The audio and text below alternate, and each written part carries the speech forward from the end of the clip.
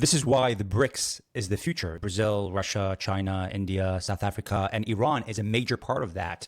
They see how the West doesn't want to negotiate on a lot of things. They see that the US is falling apart. The US dollar is crashing. The US attacked everyone with their tariffs. The US is now very focused on putting sanctions. Either you play by our rules, which will harm you, or we're going to sanction you. That's the US strategy, right? US strategy is having hundreds of bases all around the world. The US strategy is supporting a lot of organizations that really end up killing their people as long as it aligns with US interests. So of course, other nations are looking at this and saying, we want a different order. We want a different world where actually diplomacy works, where we're focused on economic growth instead of bullying, where we don't want to push each other towards a nuclear war. The issue is that Iranians feel like America is constantly attacking them by putting sanctions. It's really demolished the economy, even though Iran's been playing by the rules.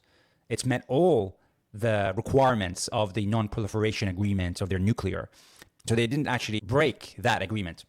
But in spite of that, there's still sanctions and there's still bullying. And so people want to create a different organization that's not led by the US, that is not unipolar, like one leader kind of leading, which being the US, but is a multipolar world where everyone comes together, where countries don't interfere in each other's own business, but they're focused more on economic growth. The sentiment towards the US has really changed, especially after Trump coming in and putting tariffs on everyone, and it's impacting everyone.